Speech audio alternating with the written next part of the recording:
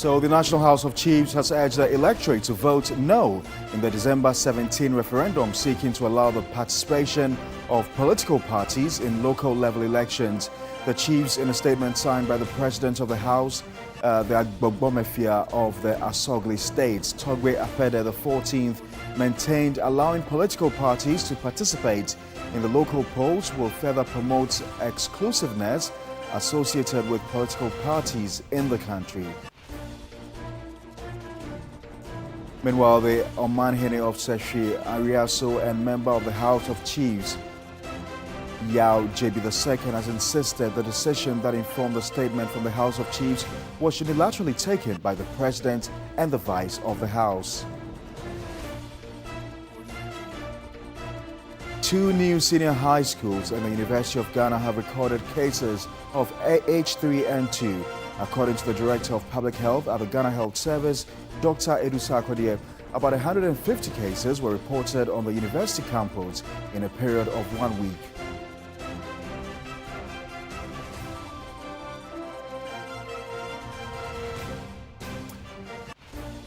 And while the committee probing the infamous sex for grade scandal at the University of Ghana has presented its reports to the Vice Chancellor of the University, Professor Ebenezer Oduro Owusu, this follows the university's interdiction of two of its lecturers captured in the BBC's Sex for Grades documentary over the alleged sexual harassment of female students.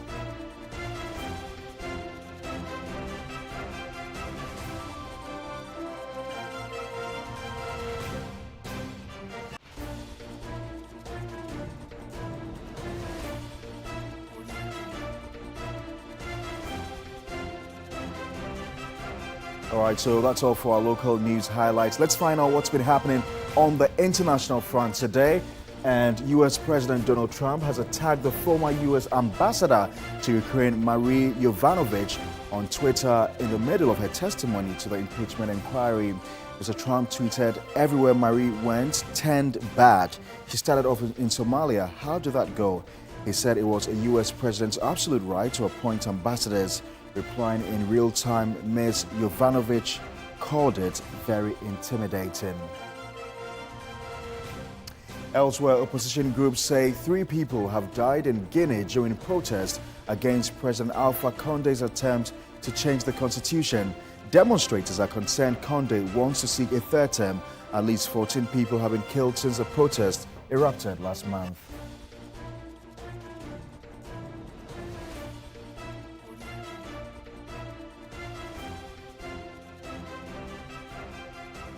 Well, that's all for our international news highlights. Let's begin with our very first story. And the National House of Chiefs has urged the electorate to vote no in the December 17 referendum seeking to allow the participation of political parties in local level elections.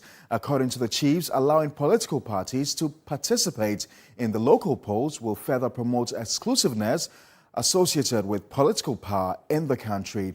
A statement signed by the President of the House, the Agbogbomefia of the Asogli states, Togbe Apede the 14th, noted the coexistence of central government and local government controlled by different political parties clearly demonstrates that the culture of winner takes all will prevail at the level to the detriment of united development endeavors. The House indicated that the introduction of partisan policies into local government will be accompanied by the unwholesome political culture and corruption associated with partisan politics, which has already done a lot of harm to our society and economy.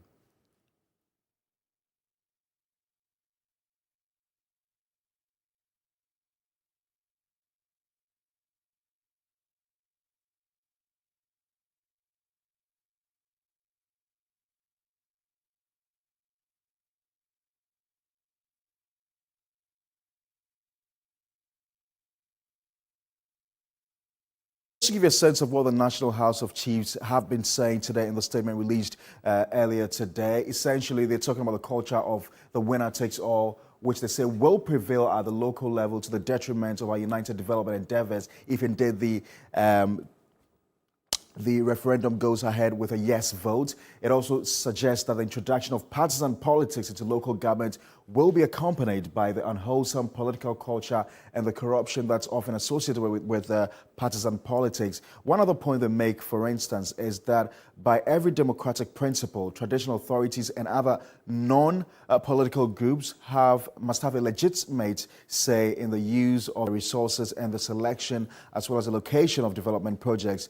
They also talk about the effective decentralization, which they say will be adversely impacted by the control of local parties by the headquarters of national political parties.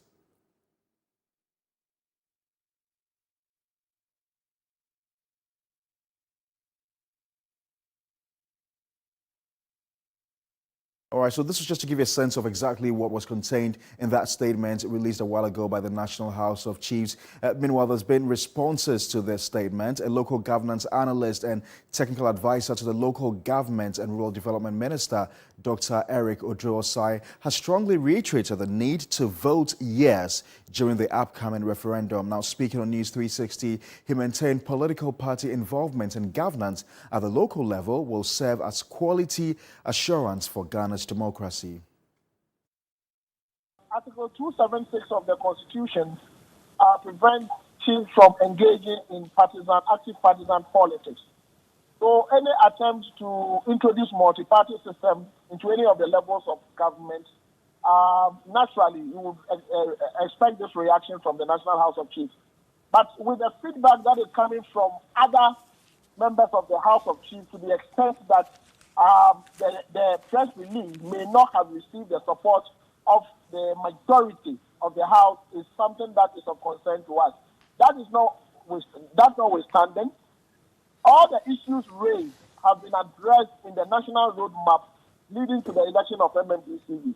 And I want to assure all and sundry that the issue of winner takes all is one of the important reasons why multi-partisan democracy is to be introduced into local government systems, so that we can have some of the opposition political parties also winning some of the seats at the local government level, so they can put a check on the government of the day. On the issue of corruption and divisiveness, it is a way of ensuring that at least if you broaden the electoral base, you would be able to ensure that you can have the best candidate. So it will be difficult for a candidate to bribe his way out. That's notwithstanding, the issues raised are germane. They are issues that can be taken on board because there is a national roadmap guiding the entire process. So it can be taken on board. But I think we should be able to interrogate further the authenticity of the press statement at the backdrop of the feedback and the concerns raised by other members of the House of Chiefs. Unfortunately, they've gotten it wrong. Two things are happening at the same time. Election of MMDCs, which is governed by Article 243, Clause 1, and is already in Parliament, and then democratizing the local government system, which is governed by Article 55, Clause 3. So once 243 goes through, chief executive will be elected. But how are we going to elect chief executives? Are we going to elect them on partisan or non-partisan basis? That is the answer 55.3 provides. So there are two things happening. We can elect chief executives without going through referendum. But we are going through referendum because of the need to democratize the system. That is why we are going through the referendum. Well, a reminder, if you've just joined us, this is News at 10, live from our news hub here at Adesawe in Kandakra. My name is Parkwesi Asari. We're going to go for our very first commercial break. When we return, we've got more stories for you.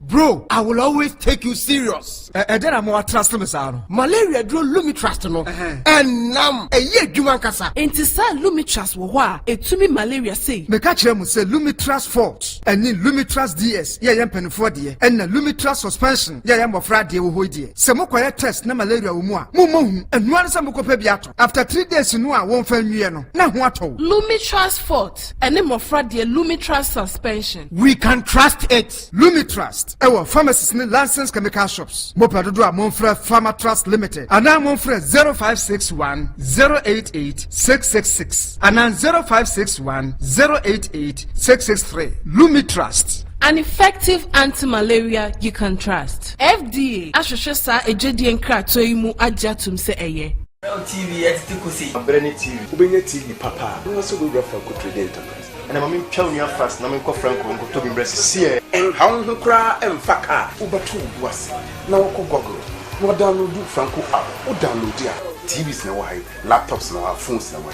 Ope Sony TV and now Samsung. Ope Sony. Say no 32. So the location ya address you. Okay. But yeah. Ain't you be on my phone. Oh, and it's saying coming home. Hello, good afternoon. Franco speaking. I'm a patron. Your order Science TV here.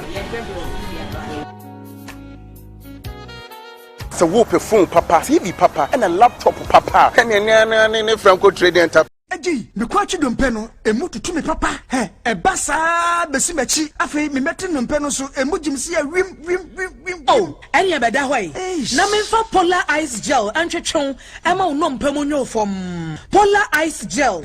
Eye pain relief na odi chichiu sisi. Unkoto je wa chiri bremo etimi ma ya uni jai don shiri bebre. Polar Ice Gel. Emfa chichi akwada wonya mfie mienu. So we share container ne so a. Oba hu say red strip bi boso. Ah, o ma tro ho. Unirock Polar Ice. Ne to so mienu. Oba hu sticker bi wo container ne ho. Ne to so miensa. So we be a container no so a. Oba hu say foil bi catedral no so. Ah, no so ya tro ho Unirock Polar Ice. Ne echa to akra no. So we share mu aso ni mu a. Oba hu say card bi wo mu. Ah, ya tro so Unirock Polar Ice. For 0302 674755 and 0553 632 416. This advertisement has been vetted and approved by FDA. Y&W Industry Ghana Limited, producers of high-quality building products at competitive prices. Most people know us for our high-quality UPVC windows and doors, stainless steel, banisters and balustrades, stainless steel burglar-proof, and steel security doors. Now, let me introduce you to our newest products and services. Our bulletproof door. It has 15 locking systems. We have also introduced onto the market fireproof door. It can resist fire for up to 3 hours, giving you time to get help in the event of fire. And from floor to ceiling, we offer one of the finest interior design and decor services using waterproof and fireproof materials. Visit our showrooms today in Accra branch located in the Marble House Yard off Graphic Road. Locate our head office on the Wager Kaswa Highway opposite the Wager Lake. Call us on 0556 322 650 or 0545 600000 and 0302 240791. Visit us online at ywindustry.com. Follow us on Facebook, Instagram and Twitter at ywindustrygh. Look at a young man like you, your breast is even bigger than my wife's. Look at this buttock. Watch like Ghana economy. Hey, master. Bema Humbe praise and another ministers. Yada Productions and Fidelity mobile app in collaboration with the National Theatre present a play titled Red Light. Yes. The driver crossed the red light and hit her. Is that where we can get a bed for her? It's not bad though. Doc, emergency. Yes, emergency. Yeah. She was knocked down by a car. Yes. Whoa, so is it a hit and run or a run and hit? Just why? Auntie, Jemu the best. Why? Date 16th November 2019 at the National Theatre. Time 4 p.m. and 8 p.m. Tickets cost 60 cedis single, 100 cedis double. Ticket outlets: Airport Shell, Batuna Total, Frankie's Osu, or call 0268 112 005. Main sponsors: Fidelity mobile app, Loyalty Insurance, Sunny Gold Gary Mix, and Magic Cooker. A to Z Auto Servicing Limited. Other sponsors: 3FM, TV3, and Planet One Multimedia present the 3rd Annual Ghana Home and Lifestyle Fair 2019, bringing together all real estate and construction companies, home decor and furniture companies, CCTV security and internet service providers, gardening, lights, paints, doors, tiles, home appliances, kitchen and baths, and insurance companies to exhibit their products and services to the general public at the 3rd Annual Ghana Home and Lifestyle Fair 2019. Theme: Creating Homes Worthy of Living. Date: Friday 6th December to Sunday 8th December 2019. Venue: Alisa Hotel, Ridge. Time: 8 a.m. to 8 p.m. each day. To exhibit your products and services or to sponsor, call 0244 627 609 or 024 7922 663. Now, media partners: TV3, Onuya TV, Onuya FM, 3news.com, Daily Graphic, High Links Communication. Refreshed by Neutral Tiger Nut Drink and Papa's Pizza. Powered by 3FM and Planet One Multimedia. The 3rd Annual Ghana Home and Lifestyle Fair 2019.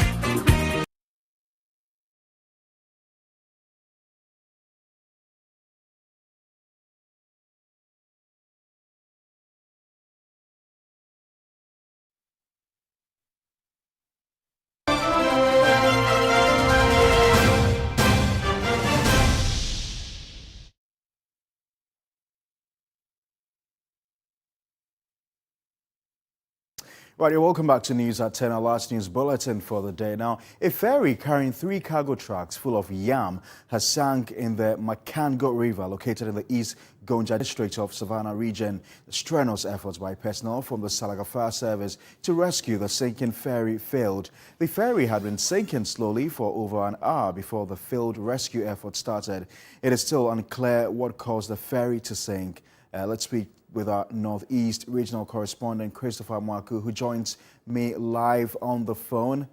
Christopher, so what do we know about the cause of this ferry sink?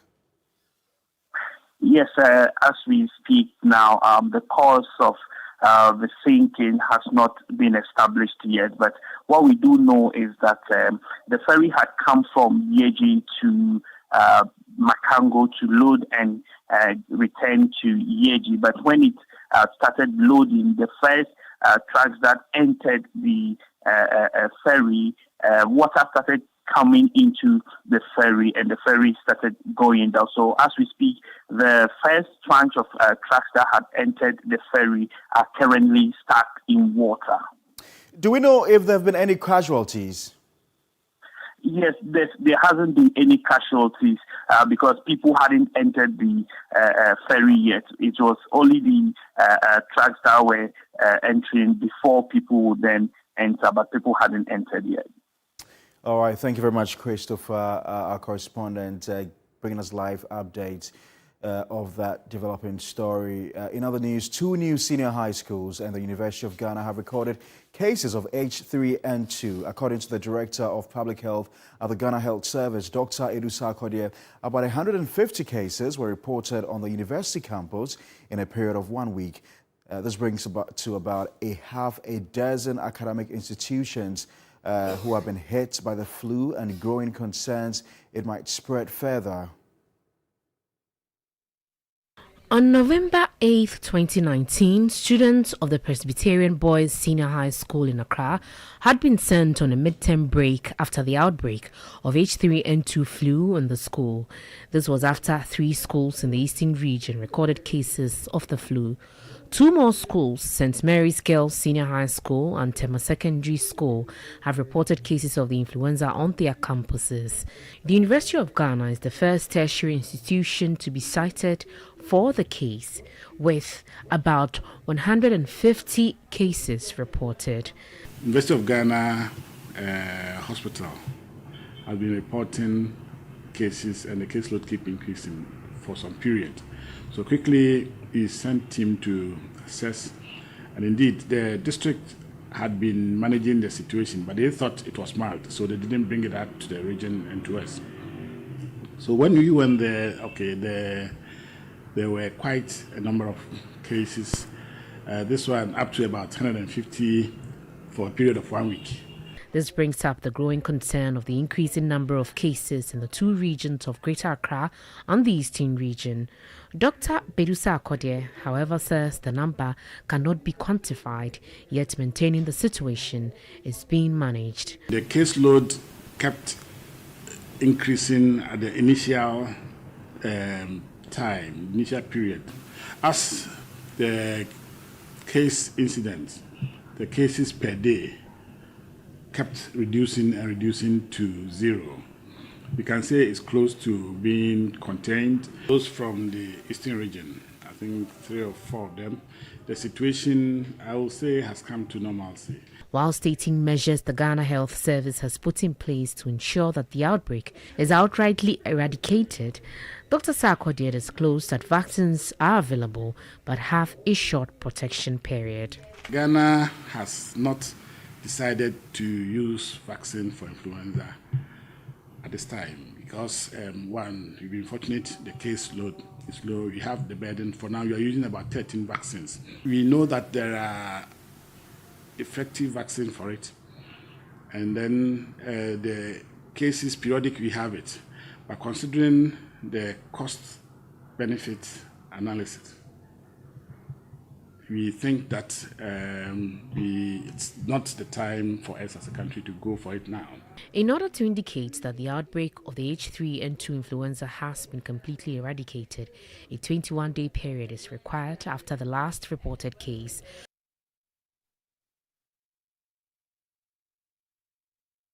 The committee probing the infamous Sex for Grade scandal at the University of Ghana has presented its report to the Vice-Chancellor of the University, Professor Ebenezer Odro-Owusu.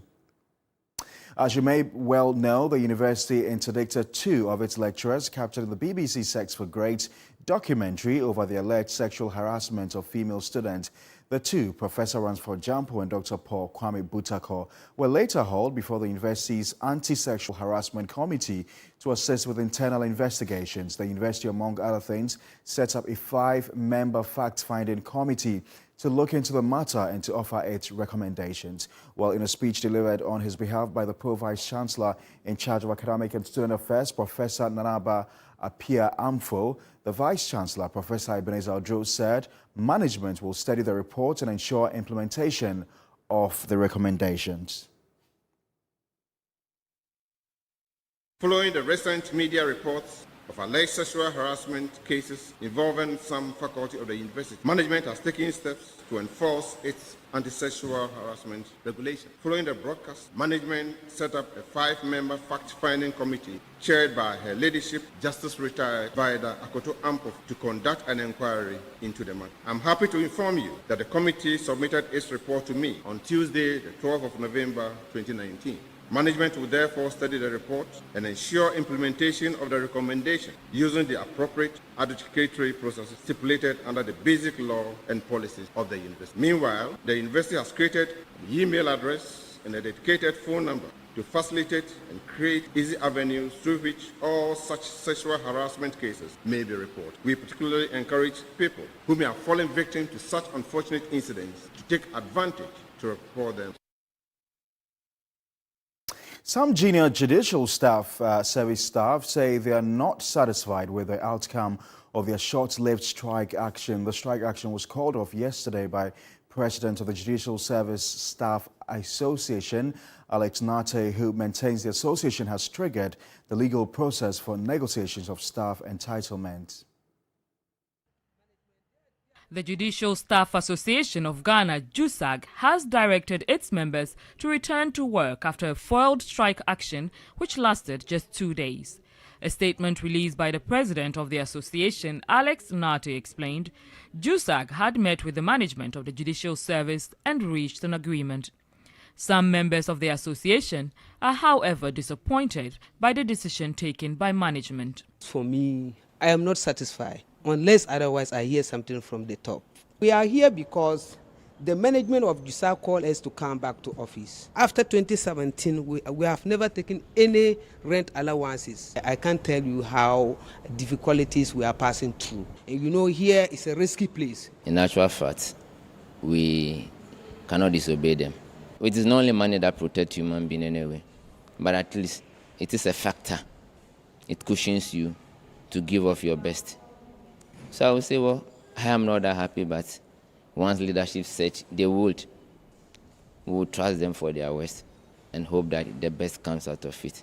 Management of JUSAG maintain their initial concerns have been addressed and they are hopeful of a lasting solution. Yesterday, we had a fruitful engagement with management led by our able judicial secretary. So whenever somebody is found trying to usurp the rule of the Judicial Council, we will shout. And that is what we did, because the Minister of Finance had wanted to prevent the Judicial Council from concluding its work.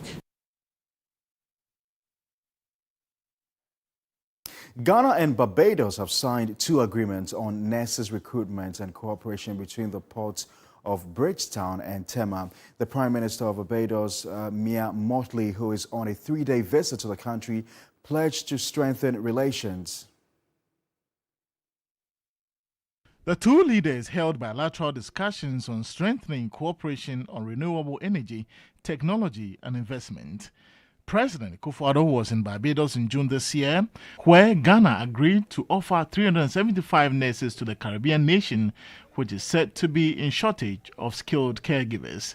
The visit saw the 2 countries sign the agreement on health and the port of Bridgetown and Tema. It's a symbol of what we're doing today. To me, is enormous.